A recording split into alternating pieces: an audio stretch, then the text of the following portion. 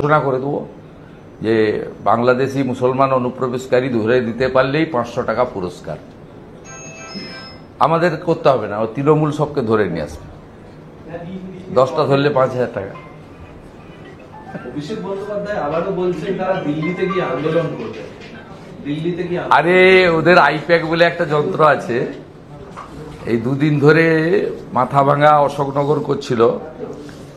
যেই CO office আজকে একদম জুতো মেরেছে, বলেছে উত্তর 24 পরগনা আর কোচবিহারের ডিএমরা হচ্ছে অথরিটি, সেকশন কোড করে আপনার সেকশন কোড করে অফিস বলে দিয়েছে। আমি আপনাকে পড়ে দিচ্ছি সেকশনটা, এই যে নোটিশটা টিএমসি পেয়েছে সেই নোটিশটাতে ইলেকশন কমিশনের পক্ষে সিও অফিস বলে দিয়েছে, একদম ক্রিস্টাল ক্লিয়ার বলে দিয়েছে যে এটা জেলা শাসকদের কাজ, ডিইওদের কাজ।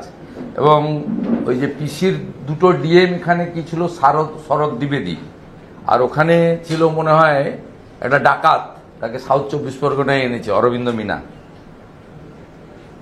As per section 32 of the registration of electors rules 1960, district election officer is the custodian of electoral roll of the district. Report has been sought from district election officers of North 24 Pargana and Coach Bihar in this regard.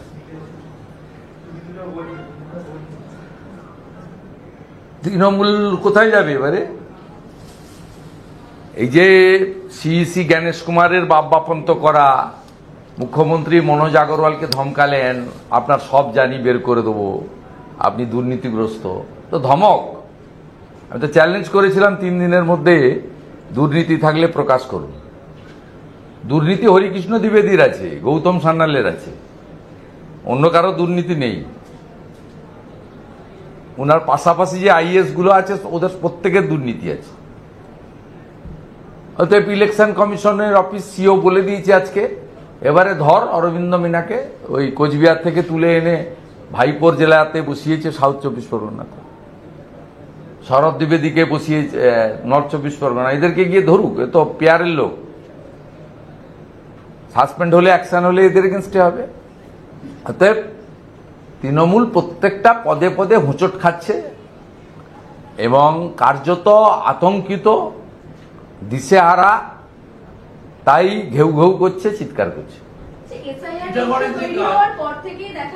Kolkata পুরসভায় birth certificate নিতে ভিড়, এবং এই প্রসঙ্গে আজকে mayor বলছেন, মুখ্যমন্ত্রী বলেছেন সবাইকে বার্থ সার্টিফিকেট দেওয়া হবে। দেখুন এখন বার্থ সার্টিফিকেট ইস্যু করে কোনো লাভ হবে না।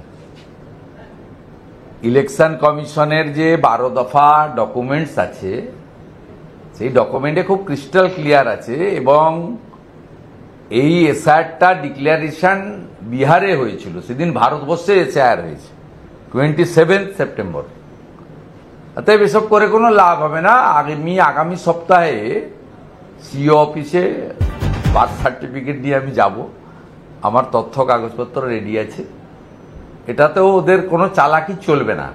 চালাকি চলবে না বলেই প্রথম বলেছিল এসআইআর করতে দেবো না। আপনারা পুরনো ভাষণগুলো কেন শোনাচ্ছেন না? 21শে জুলাইয়ের ভাষণ কেন শোনাচ্ছেন না? কি সুন্দর হিন্দিতে বলছিলেন, ঘেরাও হো জায়গা, এ হো জায়গা, সব কর দুঙ্গা। তার মা বাপ নেই হিন্দির, এমন ভাবে হিন্দি বলছিলেন। তারপরে ভাইপো বলেছে, ভাইপো কঠিন কথা বলেছে এসআইআর নিয়ে। এগুলো পুরনো যে আপনাদের রেকর্ড আছে, তো বেশি পুরনো নয়, এই কয়েক মাসের, 2025-এরই, 24-এরটা বলবো না আমি। কারণ এসআইআর গিলতে হলো। আরো ভালো ভালো খবর দেখতে সাবস্ক্রাইব করুন বাংলা হান্টের ইউটিউব চ্যানেল। বাংলা হান্টের আরো খবর দেখতে নজর রাখুন। বাংলা খবর মানেই বাংলা হান্ট।